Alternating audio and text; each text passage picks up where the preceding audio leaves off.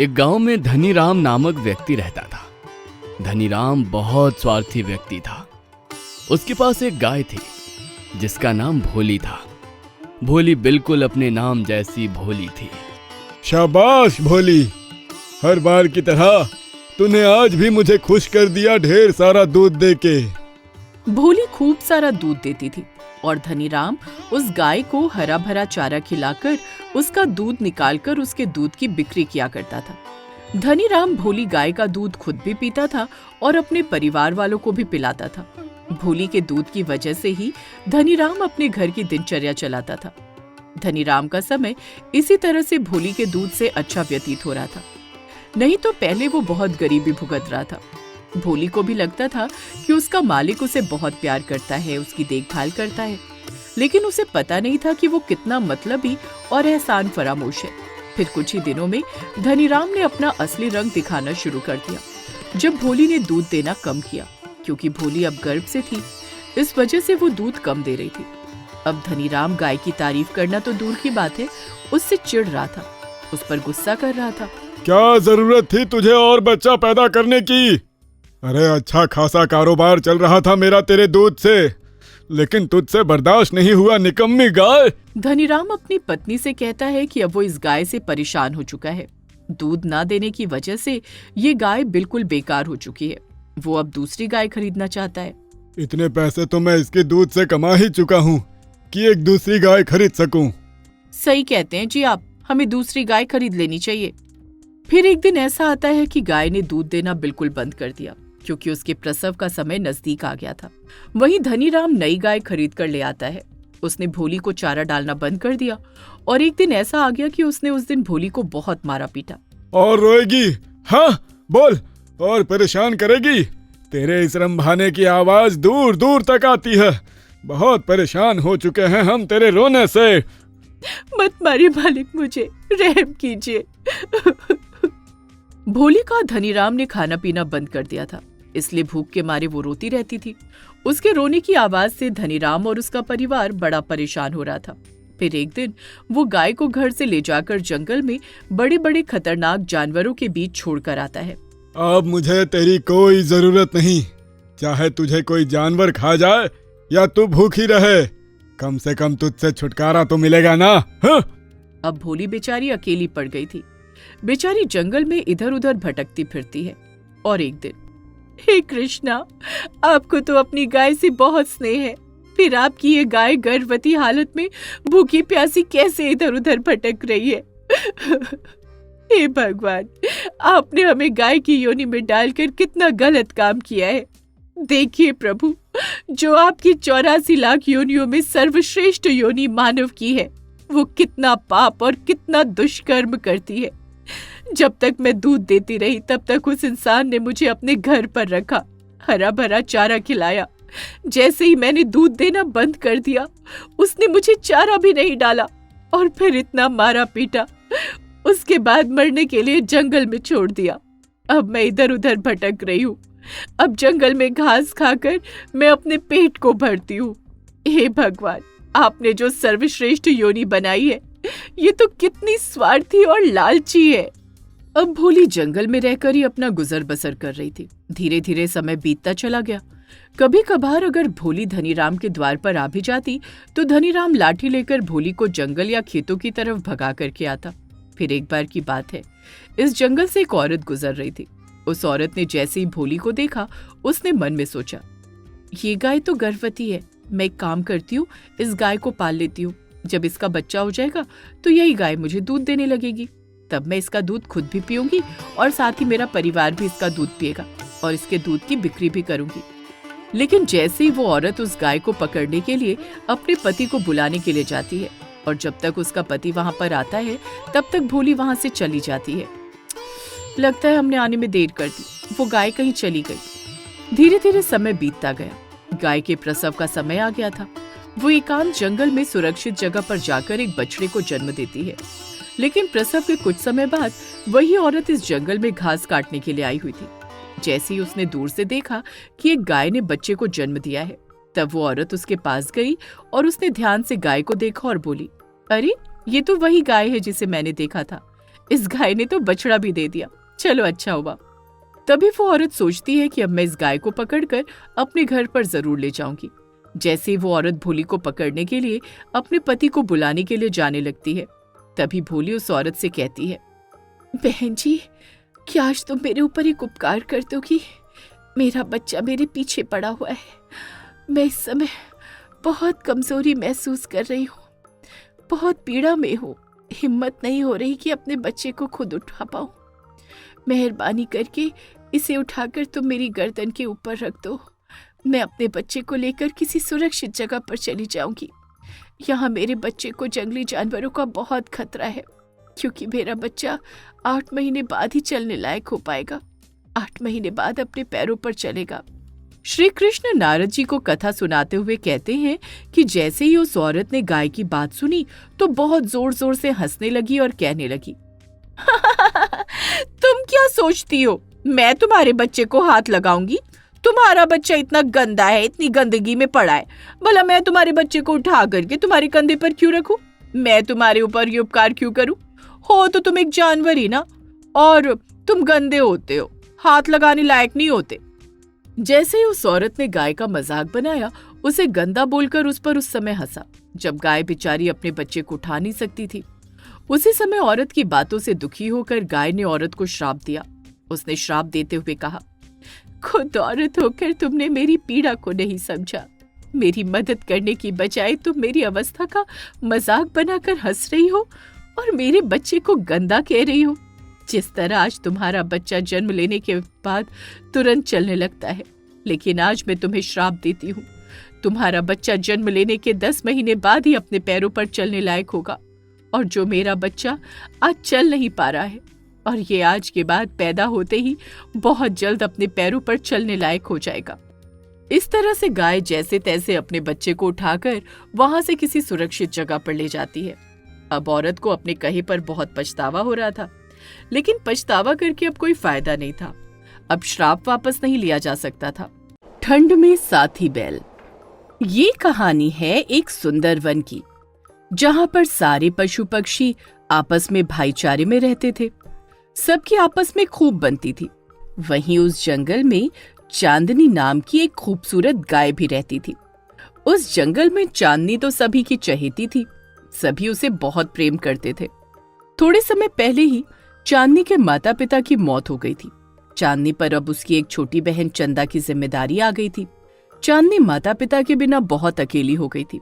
सोचती थी कि वो अकेले कैसे खुद को और अपनी छोटी बहन चंदा को पालेगी, लेकिन जंगल का भाईचारा ऐसा था कि सभी मिलकर उसका साथ देते थे। उसे अकेलापन महसूस नहीं होने देते थे। अब चिंता की बात ये थी कि थोड़े ही समय बाद कड़ाके की ठंड होने वाली थी। सुनो सुनो जंगल के सारे वासियों, सुनो, सारे पशु पक्षी एक जगह इकट्ठे हो जाएं। मैं सबको एक जरूरी सूचना देने आया हूँ। कौवा राजा के कहने पर सारे जंगल के पशु पक्षी इकट्ठा हो जाते हैं। मुझे अभी अभी सूचना मिली है कि 1-2 दिन में बहुत ही कड़ाके की ठंड पड़ने वाली है।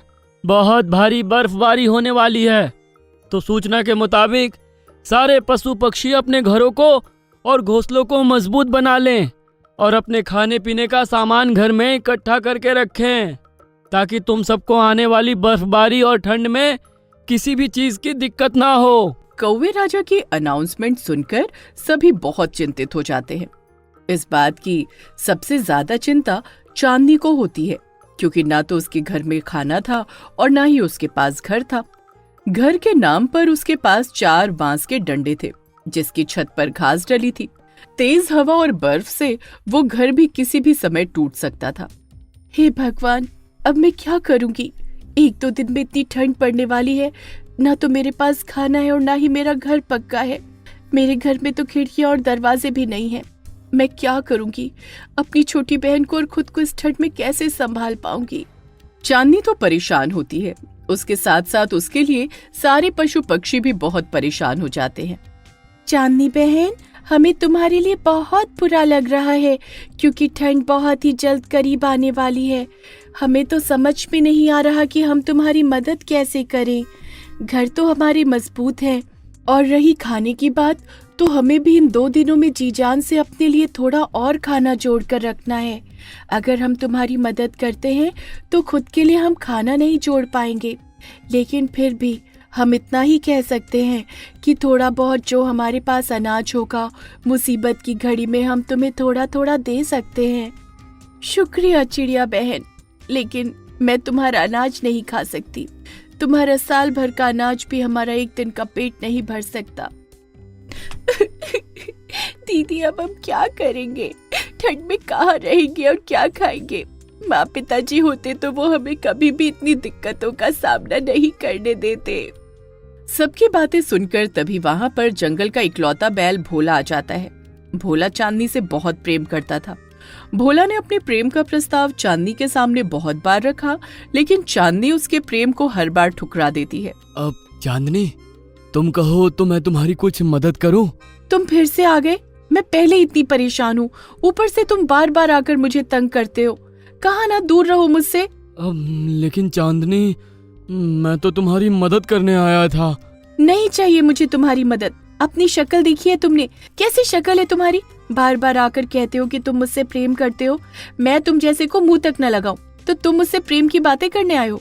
तुम ये मत सोचना कि अभी मैं मजबूर हूँ तो तुम मेरी मजबूरी का फायदा उठाओगे और मैं तुम्हारी बात मान लूंगी। चांदनी भोला को बहुत बेइज्जत करके वहाँ से दूर भगा देती है। हालांकि भोला इस बार उसकी मदद करने ही आया था, लेकिन चांदनी उसकी बात सुनने को तैयार ही नहीं थी। दीदी, ये तुमने बहुत गलत किया। भोला इस बार तुमसे प्रेम की बात करने नहीं आया था, वो हमारी मदद करने आया था। कम से कम उसकी एक बार बात तो सुन लेती।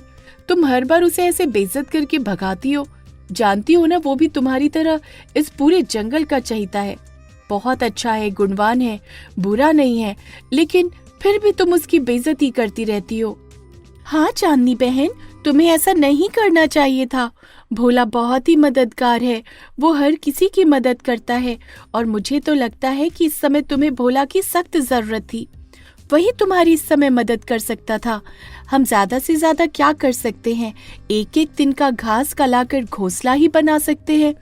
तुम्हारे लिए इतना बड़ा घर नहीं बना सकते और ना ही तुम्हारे लिए इतना सारा खाना जोड़ सकते हैं। इस समय अगर तुम्हारी कोई मदद कर सकता था तो वो सिर्फ और सिर्फ भोला ही था, और वैसे भी तुम इतने लंबे समय में कुछ नहीं कर पाई, तो इन 2 दिनों में क्या ही कर सकती हो, क्योंकि 2 दिनों में तो तूफान और ठंड आने ही वाली है। चांदनी अपने रूप और रंग के गुरूर में किसी की बात मानने को तैयार ही नहीं थी। इतनी बेइज्जती सहने के बाद भी भोला चांदनी से प्रेम करना नहीं छोड़ता है। भोला को फिर भी चांदनी की बहुत चिंता थी। वो उसकी मदद करना चाहता था, लेकिन चांदनी उससे मदद नहीं लेना चाहती थी। वहीं चांदनी ने 2 दिन तक बहुत कोशिश की सर्दियों का खाना इकट्ठा करने की और घर बनाने की, लेकिन वो अपनी कोशिश में बिल्कुल कामयाब नहीं रही। 2 दिन बाद बहुत ही कड़ाके की सर्दी पड़ती है और बर्फबारी शुरू हो जाती है। सभी पशु पक्षी अपने अपने घरों में अपने अपने घोंसलों में चले जाते हैं। वहीं चांदनी और उसकी बहन चंदा उस टूटे फूटे घर में बिना खाए पिए ही ठंड में ठिठुरती हैं। दीदी, बहुत ठंड लग रही है। दीदी, सारी सर्द हवाएं घर के अंदर आ रही हैं और ना तो हमारे पास कोई कंबल है जिसे ओढ़कर थोड़ी ठंड दूर हो। शरीर तो जमकर बर्फ की तरह हो गया है। बहन, तू चिंता मत कर, तू सो जा, मैं तुझे सुलाती हूँ, तेरे हाथ पाँव मालिश करके गर्म करती हूँ। कैसे सो जाओ दीदी, ये ठंड मुझे सोने नहीं दे रही है और ऊपर से भूखे पेट नींद भी तो नहीं आती। ठंड तो मुझे भी बहुत लगी है बहन, और भूख भी, लेकिन क्या करूं? बहुत कोशिश की मैंने इन 2 दिनों में खाना जोड़ने की और घर बनाने की, लेकिन नहीं कर पाई। मुझे माफ कर दे बहन, माँ पिताजी की तरह मैं अपना फर्ज नहीं निभा पाई। जहाँ जंगल के सारे पशु पक्षी अपने अपने पक्के घरों में आराम से बैठकर खा पी रहे थे, वहीं चांदनी और उसकी बहन चंदा का इस ठंड और भूख के मारे बहुत बुरा हाल था। तभी रात में थोड़ी देर बाद चिड़िया रानी चांदनी का हाल जानने आती है। अरे चांदनी बहन, क्या कर रही हो? मुझे तो एक पल बाहर निकलने पर इतनी ठंड लग रही है, और तुम दोनों कैसे इस ठंड में गुजारा कर रही हो, समझ नहीं आता। चिड़िया रानी, मेरी बहन ठंड और भूख के मारे मर जाएगी। मैं क्या करूं, कुछ समझ में नहीं आ रहा। इतनी बर्फ में कहाँ जाऊं उसके लिए खाना लेने, और उसका शरीर बहुत कपकपा रहा है। उसकी ठंड कैसे रोकूं? देखो चांदनी बहन, एक बात कहूँ, बुरा मत मानना। तुम भले ही जंगल में सबकी चहेती हो, सब तुम्हें प्यार करते हैं, लेकिन तुम में अकड़ भी बहुत है। तुम्हें अपनी खूबसूरती पर बहुत घमंड है। जानती भी हो भोला तुमसे कितना प्रेम करता है, पर तुम हो कि हर बार उसे बेइज्जत करती रही, उसकी शक्ल का मजाक उड़ाती रही। वो इस बार तुम्हारे सामने अपने प्रेम का प्रस्ताव रखने नहीं आया था, अरे बल्कि तुम्हारी मदद करने आया था। तुमने तो हर बार एक ही बात सीखी है, उसे दुखी करना। आज जो कुछ भी तुम्हारे साथ हो रहा है ये सब उसी का नतीजा है। अगर तुमने उसकी मदद ले ली होती तो आज तुम ऐसे इस हाल में ना होती। हाँ चांदनी बहन, कौवा राजा बिल्कुल सही कह रहे हैं। अब तुम ही बोलो, हम तो पक्षी हैं, हम तुम्हारी क्या ही मदद कर सकते हैं। ना तो हम तुम्हारा घर बना सकते हैं और ना तुम्हारे लिए खाना जोड़ सकते हैं। मदद के नाम पर बस तिनका ही जोड़ सकते हैं। तुमने भोला के साथ बहुत गलत किया है। तुम दोनों बिल्कुल सही कह रही हो। मुझे अपनी गलती का एहसास है। मुझे भोला के साथ ऐसा नहीं करना चाहिए था, लेकिन अब मैं क्या करूं, मुझे कुछ समझ में नहीं आ रहा है। चांदनी बहन, तुम क्या सोचती हो? तुम यहाँ इस हाल में हो और भोला वहाँ चैन से बैठा है। वो भी तुम्हारे लिए बेचैन है। वो अपने घर के बाहर बर्फ और ठंड में खुद को जैसे तुम्हारे प्यार में सजा दे रहा हो। वो तुमसे इतना प्रेम करता है कि तुम्हारे लिए वो भूखा प्यासा कड़ाके की ठंड में खुद को इतना कष्ट दे रहा है। तुम्हारे पास एक बार बुलाने का इंतजार कर रहा है कि तुम उसे बुलाओ और वो तुम्हारी मदद करने आ पहुंचे। क्या तुम सच कह रही हो चिड़िया रानी? भोला भी मुझसे प्रेम करता है। वो मेरे लिए इतनी तकलीफ झेल रहा है और मैं हूँ उसे इतना बुरा भला कहती रही। चिड़िया रानी बिल्कुल सही कह रही है। मुझे भोला से मिलना है। मुझे उससे अपनी गलतियों के लिए माफी मांगनी है और मुझे इस समय उसकी मदद की भी जरूरत है। कौवा राजा और दोनों चिड़िया जाकर ये बात भोला को सुनाती हैं कि चांदनी उससे मिलना चाहती है। ये सुनकर भोला बहुत खुश हो जाता है। वो दौड़ता हुआ चांदनी के पास आ पहुंचता है। जब वो देखता है कि चांदनी और उसकी बहन इस हालत में है तो वो सबसे पहले उनकी मदद करके एकदम से उसका घर बनाता है और फिर अपना सारा खाना लाकर चांदनी को दे देता है। अब चांदनी को अपनी गलती का पूरी तरह एहसास हो गया था कि भोला उससे कितना प्रेम करता है। चंदा, अब तुम पेट भर के खाना खाओ। अब से ना तो तुम्हें भूखे पेट सोना पड़ेगा और ना ही तुम्हें ठंड झेलनी पड़ेगी। आज से मैं तुम्हारा ख्याल रखूंगा। तुम सही कहते हो भोला, तुम बहुत ही मददगार हो, सबकी मदद करते हो, कितने अच्छे हो। हमारी भी मदद की तुमने। अगर आज तुम हमारी मदद करने नहीं आते तो शायद मैं और दीदी जिंदा नहीं होते। हम दोनों इस ठंड में मर जाते। देखा दीदी, भोला कितना अच्छा है, उसने हमारे लिए कितना किया है। इतना कोई अपना भी नहीं करता। कितना सुंदर घर बनाकर तैयार किया है उसने हमारा। अरे नहीं चांदनी, चंदा बस ऐसे ही कह रही है। मैं अब चलता हूँ। अगर तुम्हें किसी भी चीज़ की ज़रूरत होगी या मेरी ज़रूरत होगी तो तुम बस एक बार मुझे बुला लेना। मैं हर समय तुम्हारे लिए हाजिर रहूँगा। बस करो भोला, और कितना शर्मिंदा करोगे मुझे। पहले ही मैं बहुत शर्मिंदा हूँ और अब जाने की बातें कर रहे हो। तुम सब कुछ तो मुझे दे चुके हो, अपना खाना, अपने घर का एक एक तिनका मेरे घर बनाने के लिए। खुद तुम्हारे पास कुछ भी नहीं रहा। नहीं चांदनी, अरे ऐसा कुछ नहीं है। मैं कहीं भी रह लूँगा, बस तुम अच्छे से रहो। तुम्हें किसी भी चीज़ की कमी नहीं होनी चाहिए, तभी जाकर मैं भी तसल्ली से रहूँगा। भोला, तुम्हें मेरी खुशी का इतना ख्याल है। अपना सब कुछ उजाड़ कर मुझे खुश देखना चाहते हो, और मैं कितनी पागल थी, तुम्हारे प्रेम को समझ ही नहीं पाई। हर बार तुम्हें जलील करती रही, लेकिन अब मैं समझ गई हूँ, तुम्हारे प्रेम को भी जान गई हूँ। भोला, मैं तुम्हें कहीं नहीं जाने दूंगी। अब तुम मेरे पास ही रहोगे। भोला, चांदनी सच में समझ गई है। ये बात तो तुम्हें भली भांति पता है कि चांदनी और उसकी बहन को तुम्हारी बहुत जरूरत है। फिर तुम कहाँ जाना चाहते हो? चांदनी के पास रहो। हाँ भोला, मान जाओ, उसे अपनी गलती का एहसास है। उसे आगे भी तुम्हारी मदद की जरूरत है। हाँ भोला, मैं तो अपने रंग रूप के घमंड में इतनी मगरूर थी कि कभी मैंने ये सोचा ही नहीं था कि मुझे एक साथी की भी जरूरत पड़ सकती है। लेकिन अब मैं सब जान गई हूँ, मुझे एक साथी की जरूरत है और वो साथी तुम हो। अब मैं कभी भी तुम्हें खुद से दूर नहीं जाने दूंगी। तुम हमेशा मेरे पास रहोगे। मैं भी तुमसे बहुत प्रेम करती हूँ भोला, बहुत प्रेम। सच में तुम मुझसे प्रेम करती हो या फिर तुम मेरा दिल रखने के लिए मुझे ये सब बोल रही हो क्योंकि मैंने तुम्हारी मदद की है? नहीं भोला, तुम्हारी कसम, मैं तुमसे बहुत प्रेम करती हूँ। तुम ही मेरे सच्चे साथी हो। मैं बस यही चाहता था चांदनी